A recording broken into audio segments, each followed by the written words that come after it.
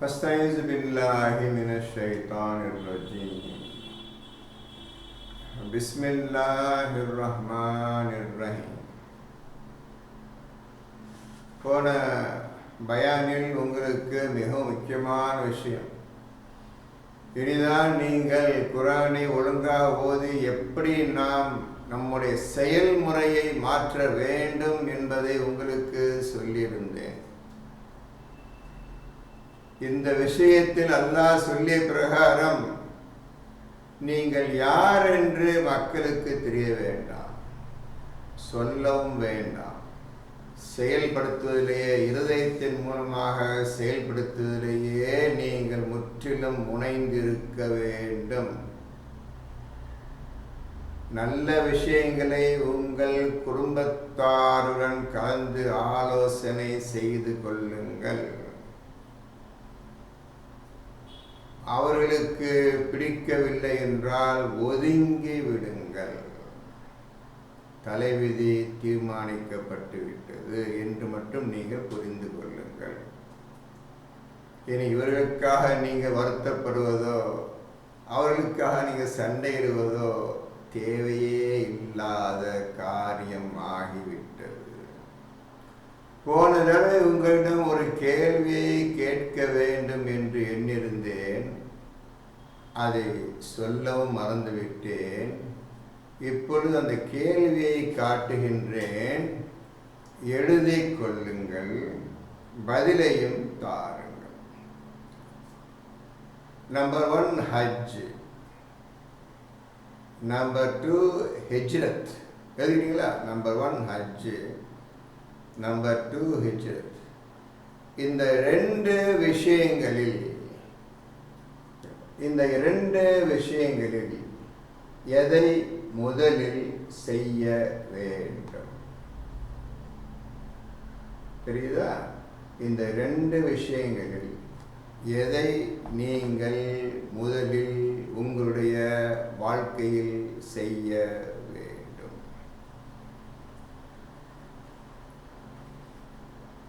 நீங்கள் சும்மா இருப்பதற்காக நான் பேசிக் கொண்டிருக்கவில்லை.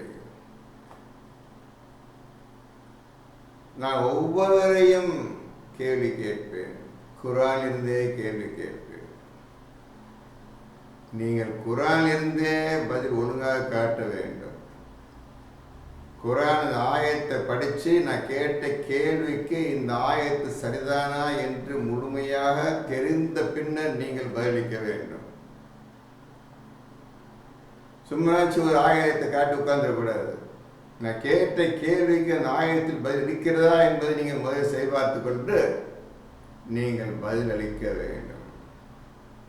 அப்படி சரிபார்க்கும் பொழுதுதான் உங்களுடைய அறிவு மேன்மை அடைகின்றது. இதுக்கு ஆயத்தை கண்டுபிடிச்சிட்டேன், இதுக்கு இந்த ஆயத்து, அந்த பேச்செல்லாம் இல்லை இஸ்லாத்தில். என்ன புரிந்து கொண்டாய் நீ? இதுதான் முக்கியம். சரி, இப்பொழுது என்ன அன்னைக்கு எது விட்டோம்? 39வது சூரா ஜுமர் 53வது ஆயத்து. சரி, படி. என் இபாதத்தில் இருப்பவர்களே, எவரேனும் வரம்பு மீறி தமக்கு தாமே தீங்கிழைத்து கொண்ட போதிலும் அல்லாஹ்வுடைய ரஹமத்தில் அவர் நம்பிக்கை இழக்க வேண்டாம்.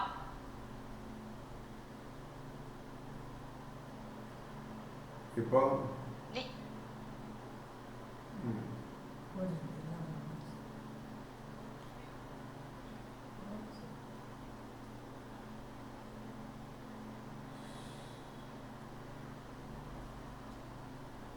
குர்ஆன் விஷயத்தை கேட்டு ஈயாக்க நாபுதுதான் இருக்க வேண்டும் என்ற விஷயத்தை அறிந்த பின்னர்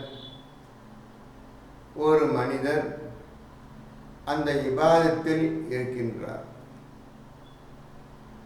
பழைய தவறுகள் 1-2 திருப்பியும் செய்துவிட்டால் வரம்பு மீறியே செய்துவிட்டார். குர்ஆனையும் நேசிக்கின்றார், சில பழைய விஷயங்களையும் செய்து விட்டார், வரம்பு மீறியே செய்து விட்டார். இந்த மாதிரி இபாதத்தில் இருந்து கொண்டு இந்த மாதிரி தவறு பண்ணிட்டேனே, அல்லாஹ் நீ மன்னிப்பானா மன்னிக்க மாட்டானா என்று நீங்கள் கவலைப்பட வேண்டாம் என்று அல்லாஹ்வே முந்திக் கொண்டான் உங்களுக்கு உதவி செய்வதற்கு. அவன் உங்கள் பாவங்களை யாவற்றையும் மன்னிப்பேன் என்று கூறுகின்றான். அல்லாஹ்வின் மீது நம்பிக்கை ரஹமத்தில் நம்பிக்கை இழந்துவிட வேண்டாம், நிச்சயமாக மன்னிப்பான் என்று அல்லாஹ்வே அந்த வரம்பு மீறி தவறான செயல்களை செய்தவர்களை மன்னிப்பேன் என்று கூறுகின்றான்.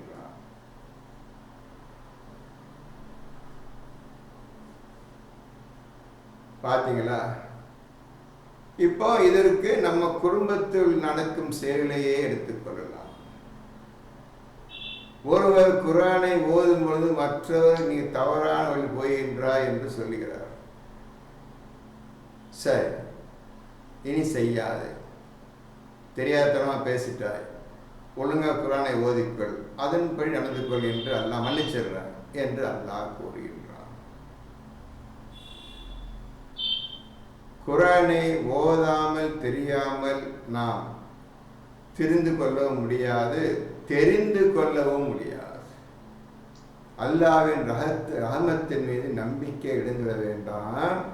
நான் உங்களை பாவங்கள் யாவற்றையும் மன்னித்திருவேன், மிக்க அருளாளன் மிக்க கிருபையுடையோன் என்று 53வது ஆயத்தில் கூறுகின்றான்.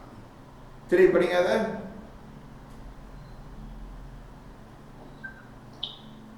என் இபாதத்தில் இருப்பவர்களே, எவரும் வரம்பு மீறி தமக்குத்தாமே தீங்கிழைத்து கொண்ட போதிலும் அல்லாஹ்வுடைய ரஹமத்தில் அவர் நம்பிக்கை இழக்க வேண்டாம். நிச்சயமாக அல்லாஹ் பாவங்கள் யாவையும் மன்னிப்பான்.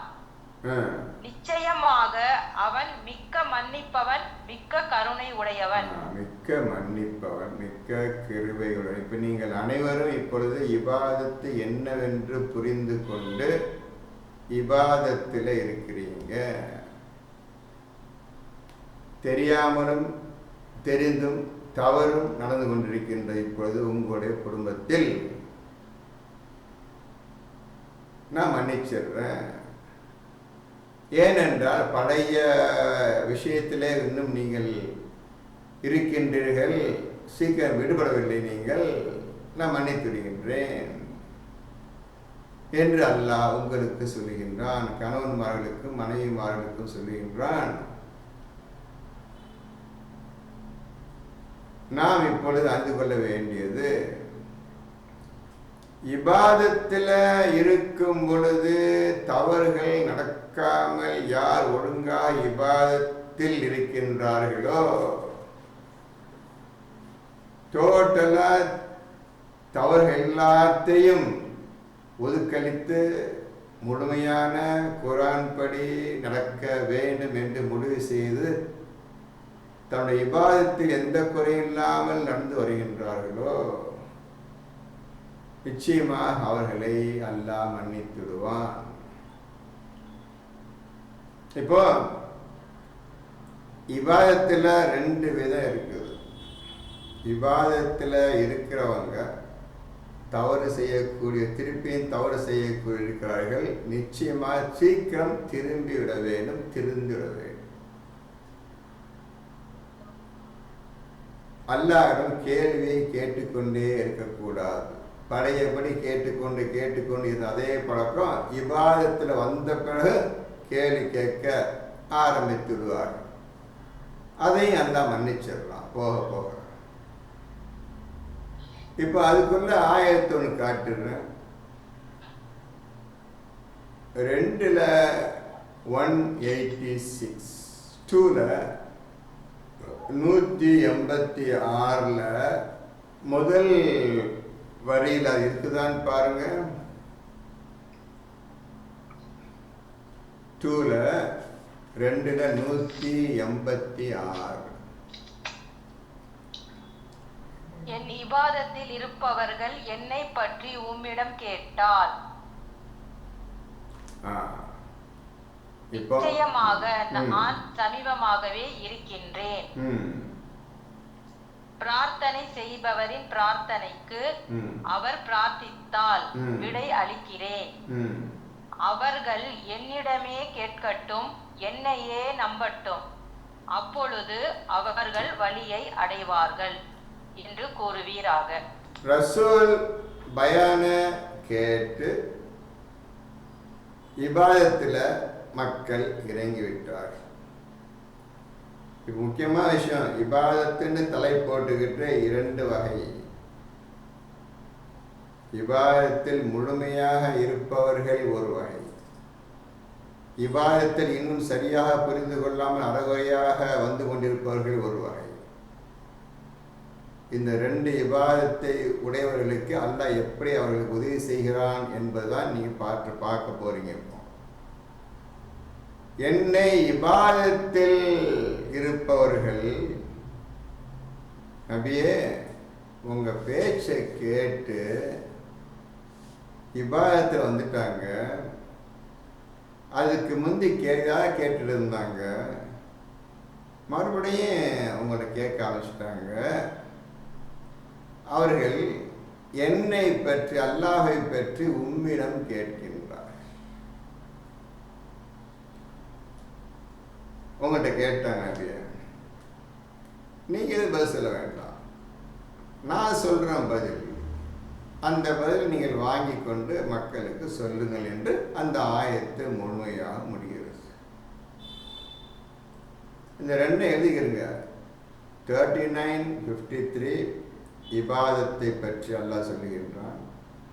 2ல 186 இபாதத்தை உள்ளவர்கள் பற்றி அல்லாஹ் சொல்லுகின்றான். இதெல்லாம் நீங்கள் ஒழுங்காக உட்கார்ந்து இது என்ன இந்த மாதிரி இருக்குது, இந்த மாதிரி இருக்குது, சரி நம்ம இது எது செஞ்சிட்ருக்கோம், எதெல்லாம் விட்டுட்டோம், எதெல்லாம் செய்யலை, எதெல்லாம் திருந்தி கொண்டே வருகின்றோம் என்பதெல்லாம் நீங்கள் உங்களையே சரிபாகிறதுக்கே சரியாக போயிடும். நீங்கள் முன்னர்த்தம் பேச்சு கால் உருவாது, உங்களோட எப்படி ஓதுற முறையை முதல்ல நீங்கள் தீர்க்கமாக ஒழுங்காக கற்றுக்கொள்ள வேண்டும். ஓது முறையை மக்கள் ரசூல்கிட்ட கேட்குறாங்க, ரசூலுக்கு அல்லாஹ் நான் சொல்கிறேன், அப்படியே நான் சொல்லுகின்றேன். கேளுங்க. 39:53 அல்லாஹ் சொல்ல பதில் சொல்கிறோம். எல்லாத்துக்கும் அல்லாஹ் பதில் சொல்கிறோம். ரசூல் எந்த பதில் சொல்லலை, அவர்கிட்ட வாங்கி சொல்ல வேண்டியதான். எந்த கேள்வி கேட்டாலும் சரியா புரிஞ்சுக்கிறது, எப்படி பர்சன் புரிஞ்சுக்கிறது. இப்போ அல்லாஹ் என்ன பதில் சொல்லிட்டான். இப்படி தன்னை திருத்தி கொண்டு இபாதத்தில் முன்னேற வேண்டும் என்று படிப்படியாக வருகின்றார்கள். 286 படியும் 59:53 படி மக்கள் வருகின்றார்கள். திருந்தே ஒழுங்காக இபாதத்தில் முழுமையாக இருந்த பின்னர் தான், நல்லா கவனிச்சுக்கிறீங்க, சொல்றதை எழுதிக்கிட்டே வாங்க. அப்புறம் எழுதுவோம் பேச்சும் கிடையாது. வேகமாக எழுதி என்ன சொல்கிறேன் எழுதிக்கிறேன், குறிப்பாக எழுதிக்கிறேன். அப்புறம் உட்காந்து விளக்கமாக இப்போ எழுத நான் சொன்னேன் அப்படியே. அதான் முக்கியம் பேசுகிற. இதுக்கு பின்னர் தான் உங்களுக்கு அல்லாஹ் எவ்வாறு அல்லாஹுக்கு பயந்து கொள்ள வேண்டும் என்ற விஷயத்தை உங்களுக்கு கற்றுத் தருகின்றான். நான் உங்களுக்கு 2 தான் சொன்னேன். ஒன்று, இபாதத்தில் அறகுறையாக இருக்கு, தன்னை திருத்தி கொண்டு வருகின்றார்கள். முழுமையாக திருந்திய நிலையில் இபாதத்திலேயே இருக்கின்றார். எந்த கேள்வி ரசூலுடைய கேள்வி கிடையாது. இப்படியாக 2 வகை மனிதர்கள். இப்போ உங்க மனசுல பூரா ஓயிட்டு இருக்கு, என்ன அர்த்தம், இதுக்கு என்ன அர்த்தம், அர்த்தம் சொல்லிட்டு நல்லா இருக்குமே, அர்த்தம் சொல்லிட்டு நல்லா இருக்கே மாற்ற ஓயிட்டு இருக்கும். இதை நீங்கள் கலைந்து எறிய வேண்டும். அல்லாஹ்வை தவிர யாரும் கேட்கக்கூடாது என்ற முழு ஈடுபாடோடு நீங்கள் வந்துவிட வேண்டும். இப்படி யார் வருகின்றார்களோ அல்லாஹ் அவருக்கு நீ எப்படி எனக்கு பயந்து கொள்ள வேண்டும் என்ற விஷயத்தை மலக்குகளை உங்கள் வீட்டுக்கு அனுப்பி நீ இவ்வாறு அல்லாஹ்வுக்கு பயந்து கொள்ள வேண்டும் என்ற விஷயத்தை உங்களுக்கு எச்சரிக்கை செய்து உங்களுக்கு சொல்லி காண்பித்து மலக்குகள் உங்கள் வீட்டிலிருந்து விடை பெறுகின்றார்கள். இந்த பாக்கியத்தை இன்று வரை எந்த மனிதனும் அடைந்தது கிடையாது, இல்லை.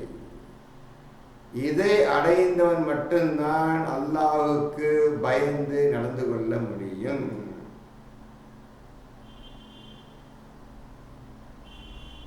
தன்னை இபாதத்தில் இருப்பவர்களில் தான் நாடியவர்கள் மீது, அப்படி என்ற அர்த்தம், இபாதத்தில் முழுமையாக எந்த குறையில்லாமல் செய்து கொண்டிருக்கின்றார்களே அவர்களே தான் அல்லாஹ் நாடுகின்றான், தேர்ந்தெடுக்கின்றான். மற்றவர்கள் மெதுவாக வரட்டும்.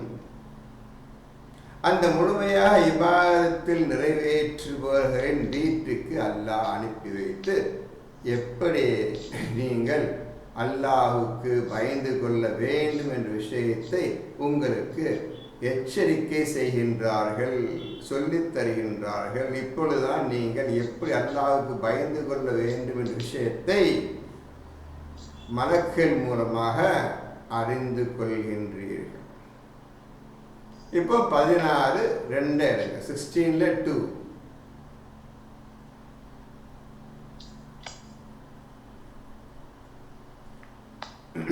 16:2 படிங்க. 16:2 அவன் மலக்குகளிடம் வகியை கொடுத்து தன் இபாதத்தில் இருப்பவர்களில் தான் நாடியவர் மீது, நிச்சயமாக நாயன் என்னை தவிர வேறு யாரும் இல்லை, ஆகையால் நீங்கள் எனக்கே அஞ்சுங்கள் என எச்சரிக்கை செய்யுங்கள் என்ற கட்டளையுடன் மலக்குகளை இறக்கி வைக்கிறான்.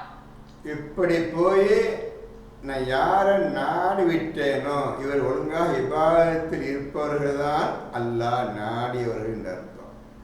இப்போ எச்சரிக்கை செய்யும் அவங்களுக்கு. நாயன் இலாஹி அல்லாஹு லா இலாஹ இல்லை, நான் தான் ஒருவன் என்பதையும் அவர்கள் சொல்லுங்கள். இப்பொழுது கண்டுபிடித்து விட்டார்கள். நல்லா புரியுங்க. ஈயாக்க நாகுதில் தேர்ச்சி பெற்றாதான் முதல் 3 ஆயத்து அல்ஹம்துலில்லாஹி ரப்பில் ஆலமீன் அர் ரஹ்மானிர் ரஹீம் மாலிக் யௌமித்தீன், இந்த 3 அறிந்து கொள்ள முடியும். ஆகவே ஈயாக்க நாகுது என்று நீங்கள் ஆரம்பம் செய்கின்றீர்கள் முதல் சூறாவில். இப்பொழுது ஈயாக்க நாகுதில் ஒழுங்காக தேர்ச்சி பெற்று விட்டீர்கள். போய் சொல்லுங்க, நான் தான் அல்லாஹ், புகழ் அனைத்தும் எனக்கு தான், நான் தான் உங்களுடைய ரப்பு, நான் தான் அளவற்ற அருளாளன், நான் தான் நிகரற்ற அன்புடையோன், நான் தான் மாலிக், தீனுடைய நாள் மாலிக் என்பதை இப்பொழுது சொல்லுங்கள். ஒரே நாயன் அல்லாஹ் தான் இப்போது புரிந்து கொள்வார்கள். இப்பொழுது அல்லாஹ் உங்களுக்கு கற்றுத்தருகின்றான். அல்லாஹ் என்பவன் யார் சொன்னேனே, அல்லாஹ் என்ற விஷயம் அன்னைக்கே நான் நிறைய சொல்லிருக்கிறேன். அல்லாஹ் என்ற வார்த்தை விளக்கம் என்ன, எப்படி அறிந்து கொள்வது பாருங்க. எப்படி நீ சொல்வது பாருங்க. நீ இபாதத்தில் முழுமை முதல்ல இறங்கு. முழுமை இறங்கிட்டியா தான் அல்லாஹ் ஒன்று நாள் ஆரம்பிச்சுட்டான். மழை கிளப்புறான். மலக்களே போய் சொன்னீங்க வகியை, இந்த இருக்கு வகிய நியூஸ் இருக்குது, எடுத்துட்டு போய் அந்த மனிதரிடம் சொல்லுங்கள், நான் தான் அல்லாஹ், ஒரே நாயன். எப்படி எனக்கு அஞ்சு கொள்ள வேண்டும் விஷயத்தை நான் சொல்லி அதையும் கற்றுக்கொள்ளுங்கள். உங்கள் இஸ்லாம் வாழ்க்கை வேகமாக ஆரம்பியுங்கள் என்று அல்லாஹ் அனுப்பி வைக்கின்றான். இந்த பாக்கியத்தை அடையாமல் உங்கள் முகத்தை கிழக்கிலோ மேற்கிலையோ மறந்துடுங்க. ஆட்டம் பாட்ட தமாஷெல்லாம் ஷிர்க்கு கூட்டத்தில் சேர்ந்த கூட்டத்துக்கு இஸ்லாம் உண்மை மகத்துவம் நிறைந்த பாக்கியம் நிறைந்த இந்த செயல், பாக்கியம் நிறைந்த இந்த இருதயத்தாலே செய்து முடிக்கக்கூடிய செயல். இதுவே இஸ்லாமியன், இவன் தான் இஸ்லாமியன் மட்டும்தான் இந்த விஷயத்தை செய்ய முடியும். மற்றவர்கள் வழி இதோ சொன்ன 179 ஜின்களையும் மனிதர்களையும் நரகத்திற்காகவே படைத்துள்ளோ. அவர்கள் வாக்கு அவங்கெல்லாம் யாரு? கிழக்கிலும் மேற்கிலும் முகத்தை திருப்பிக் கொள்ளக்கூடிய கூட்டத்தினர். 179 காயத்துடைய மாட்கள் யார் தெரியுமா? கிழக்கிலோ மேற்கிலோ முகத்தில் இருக்கிறாங்கல்ல, அந்த கூட்டத்தினருக்கு தான் நரகம் நிச்சயமாகிவிட்டது. கிழக்கிலோ மேற்கிலோ திருப்பிக்கிறாங்கல்ல, இவங்க பார்த்தா சொல்றான், ஜின்களையும் மனிதர்களையும் நரகத்திற்காகவே படைத்திருக்கின்றோம்.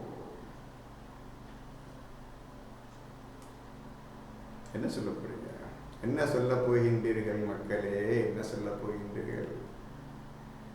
இது ஏதாவது என்னைக்காவது செய்யறதுக்கு நீங்க ஆயத்தம் எடுத்தீர்களா? இந்த மாதிரி குர்ஆன் ஆயத்து வருகின்றது, இதன் அர்த்தம் என்ன என்பதை என்னைக்காவது நீங்க தன்னால யோசிச்சு பார்த்தீங்களா? இந்த விஷயங்களை எப்பொழுது நீங்கள் செய்ய போகின்றீர்கள்? எப்பொழுது? இன்று வரை மலக்குகள் எந்த வீட்டிற்கும் இறங்கவில்லையே. எப்பொழுது நாம் இறக்கப் போகின்றோம் மலக்குகளை? அவன் வந்த பிறகுதான்ப்பா உனக்கு குர்ஆன் என்னன்னு தெரியும், அல்லாண்டா என்னன்னு அப்பந்தாப்பா தெரிய போகுது உனக்கு. சும்மா அல்லாஹ் அல்லாஹ் அல்லாஹ் அக்பர் அல்லாஹ் அக்பர் கத்துட்டு இதெல்லாம் உதவாத காரியம். முடிஞ்சு போனவர்கள் பேச்சதெல்லாம்.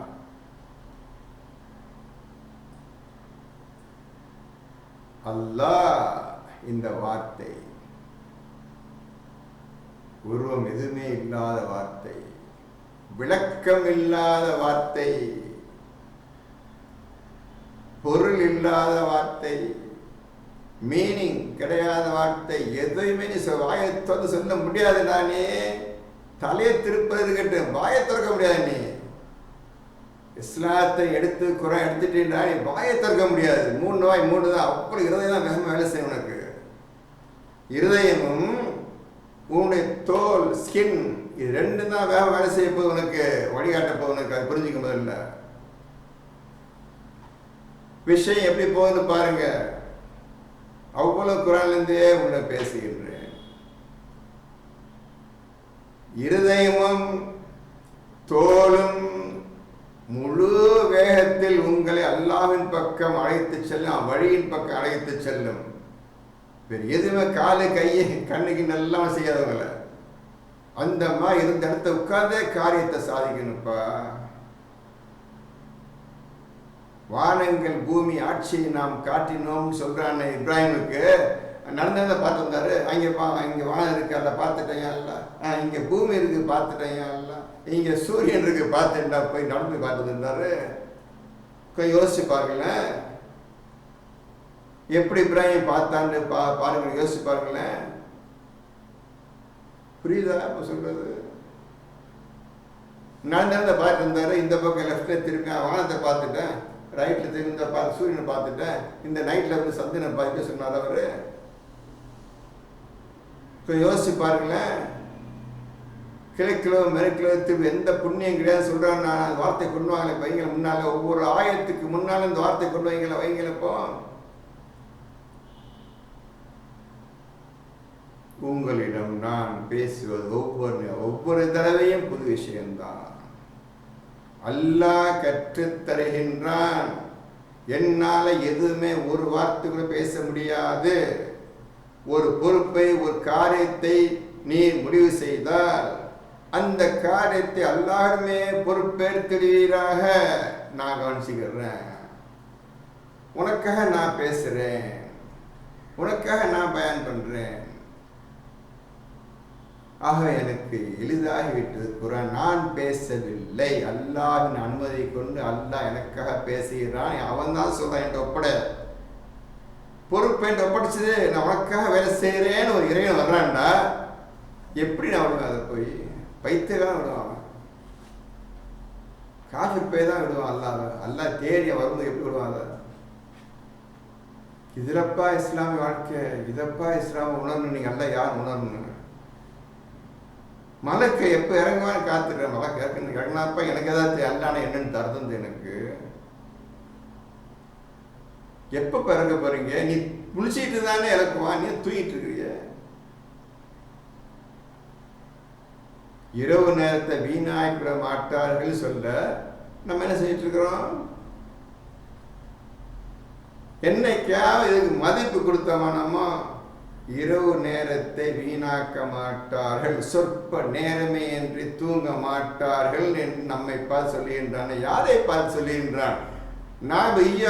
நாபதில் உறுதியாக எந்த குறையில்லாம் எந்த மனிதன் இருக்கின்றானோ அவனை பார்த்து சொல்லுகின்றான்.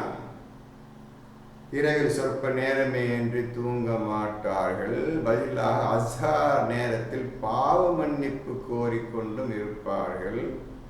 இவர் பாவங்களை மன்னித்து இதோ மலக்கு அனுப்பி வைக்கிறேன், பேசிக்க. மலக்கு ஃபர்ஸ்ட் இன்ட்ரடக்ஷன், மலக்கு பேசி, மலக்கு பேசிக்க. குர்ஆன் சொன்ன உண்மையாகிவிட்டதா இல்லைன்னு பார்த்துக்கள். தன் நாடியவர்கள் மீது இந்த மாதிரி விஷயங்கள் இறக்கப்படும் என்று சொன்னேனே, மனிதனே பார்த்தேன், ஈமான் கொண்டவனே பார்த்துக்கள் என்று சொல்லுகின்றானே. சாதாரண விஷயமா நீங்க மலக்கிற பார்க்கறதும் பேசுறதும். மலக்கு அனுப்ப மாட்டான்பா, மலக்கு ஹெல்ப்பா, எப்போது ரெண்டுப்பா. குர்ஆனை பூரா பாருங்க, உங்களிடம் இறங்குவார்கள் மலக்குகள் மலக்குகள் மலக்குகள் தான் போட்டு, மலக்கு இறங்கு கிட பேச்சு கிடையாதுப்பா. அது ஏன் தெரியுமா? ஓதும்போது புரிஞ்சுக்கிறப்பா. மலக்குகள் தனஸ்ஸலுல் வல் மலாயிகத்து வர்ரூஹு, பின்னர் மலக்குகளும் ரூஹும் அல்லாஹ்வின் கட்டளைக்கிணை இறங்குகின்றார்கள். படிச்சிருப்பீங்களா? ஏல படிச்சிருப்பீங்க? லைலத்துல் கத்ர்ல படிச்சிருப்பீங்க. மலக்குகள் 41:30 படிச்சிருப்பீங்களா? அல்லாஹ்தான் என்னுடைய இறைவன் என்று கூறி அது உறுதியாக யார் இருக்கின்றார்கள் அவர்கள் மலக்குகள் இறங்கி, இனி உங்களுக்கு பயம் இல்லை, கவலையும் படாதீர்கள், உங்களுக்கு வாக்களிக்கப்பட்டது நன்மை, சந்தோஷமா இருங்கள், மகிழ்ச்சி அடைங்கள் என்று இறங்குகின்றார்களே மலக்குகள். ஒருத்தர் கிடையாது, ஒருத்தருக்கு மேல ரெண்டு, ரெண்டுக்கு மேல. என்ன காரணத்துக்காக 2 மலக்குகள் மேல அனுப்பலாம் தெரியுமா? உங்களுக்கு ஓதும் போது சிந்திக்க, ஒன்னு இருக்கலாமே, ஒன்னு அனுப்பலாமே, இது 2. இப்ராஹிம் வீட்டில் மலக்குகள் விருந்தர்கள் நுழைந்தார்கள், 2 மலக்குகள். இந்த இப்ராஹிம் இருந்த வீட்டில் பாக்கியங்கள் இறங்கட்டும் என்று மலக்குகள் சொல்லுகின்றார்கள். அதே மாதிரி மலக்குகள் நம்ம ஒவ்வொரு வீட்டில் உள்ளவர்களுக்கு பாக்கியம் இறங்கட்டும், பாக்கியம் இறங்கட்டும்னு சொல்லணும். நீங்க பாக்கியமே வேண்டாம்னு கணவன் சண்டை போட்டுருக்கீங்கள, இந்த பாக்கியத்தை எப்ப இறக்குறது? எவ்வளவு விஷயம் இருக்கு தெரியுமா? அந்த குர்ஆன் ஓதுறது ஓதாத கூட்டமாக இன்று 1448 வருஷமா ஓதாத கூட்டத்தினராக அப்படியே நிறைஞ்சிருக்கீங்களப்பா. ஒருத்த வரல இன்னைக்கு குர்ஆன் ஓதோன்னு ஒருத்த வரல இன்னைக்கு அசுர காலத்தை இன்னைக்கு வரைக்கும். இப்படியாக மலக்குகள் மலக்குகள் மலக்குகள் தான் ஆனா சொல்லுகின்றான். லூத் நபி வாழ்ந்த ஊரை தலைகீழாக பிரட்டி அடைச்சது 2 மலக்குகள். இப்ராஹிமுக்கு 2 பிள்ளைகள் கிடைக்கும் என்று நன்மாராயம் கூறியது 2 மலக்குகள்.